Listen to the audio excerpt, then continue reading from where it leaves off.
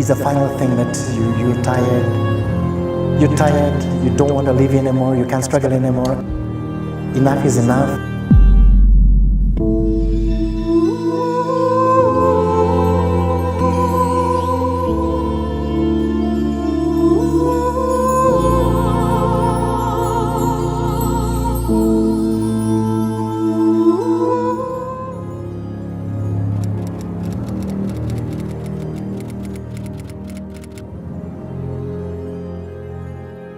A holy sanctuary for many who've reached their tipping point.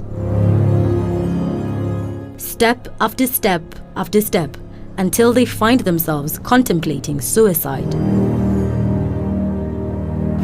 A prohibited means to an undeserving end. Meet David Njuguna. He's been living with depression for over 10 years. A mental condition that he claims preempted his suicide attempt.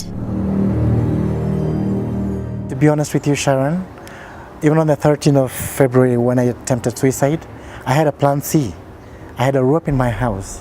Were it not that I was drunk, I had really meant that I don't want to live again. Yeah, it's okay. So sad, very hard. After gathering himself, he proceeded to tell me a very graphic account of how he attempted to end his life. I bought some red rat, and some other rat thing, and I made sure that I'm going to consume it all and kill myself. I went home and I slept. So I only found myself, my wife calling me. I was in a pool of vomit. So I was taken to hospital, Kithure Hospital, which is like 1.5 kilometers from here. And it was reversed, and I survived.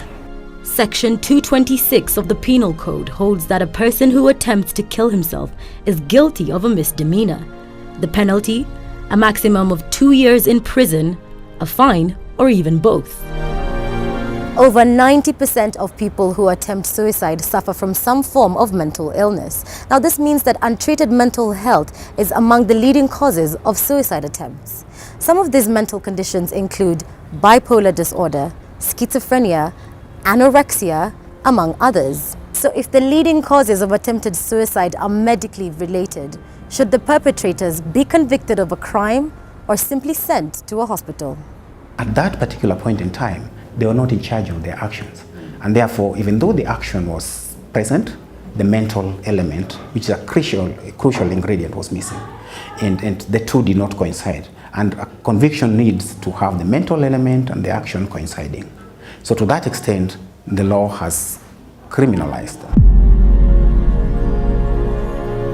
According to the World Health Organization, over 800,000 people die by suicide every year, and it is the third leading cause of death globally for those aged 15 to 45 years, and men account for 79% of these deaths.